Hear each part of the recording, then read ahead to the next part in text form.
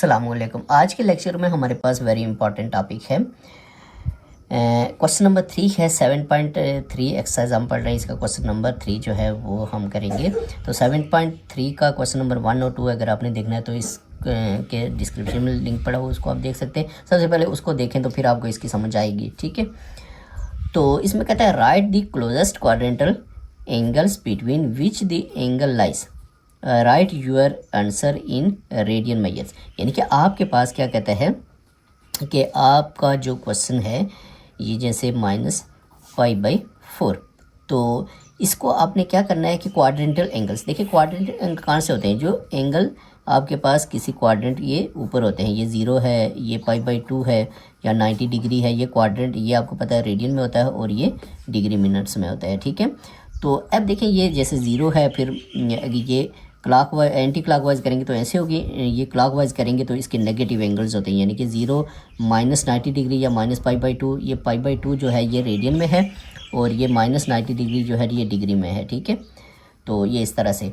अब सबसे पहले हमने देखना वो क्या कहता है कि क्वाड्रेंटल एंगल्स मैंने आपको बता दिया है कि between which the angle lies, यानी कि ये जो एंगल्स दो दिए हुए -π/4 और -3π/4 जो है ये लाई कर रहे हैं। Write your answer in radian form, आपने लिखना है कि कौन से क्वाड्रेंट एंगल के नज़दीक ये पाए जाते हैं, ठीक है।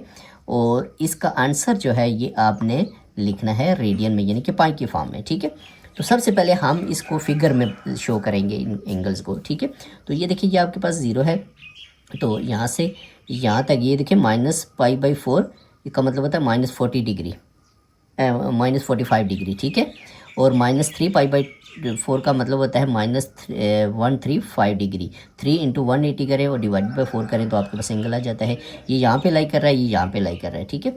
अब यहाँ पे देखें हम क्या करेंगे कि देखिए कौन से क्वाड्रेंटल एंगल्स, ये देखिए -π/4 है, तो ये आपके पास क्या है -π/4 जो है ये आपके पास ये -π/2 ये क्वाड्रेंट एंगल और आपके पास जो है ये 0 क्वाड्रेंट एंगल, इनके दरमियान में ये लाई कर रहा है, ठीक है।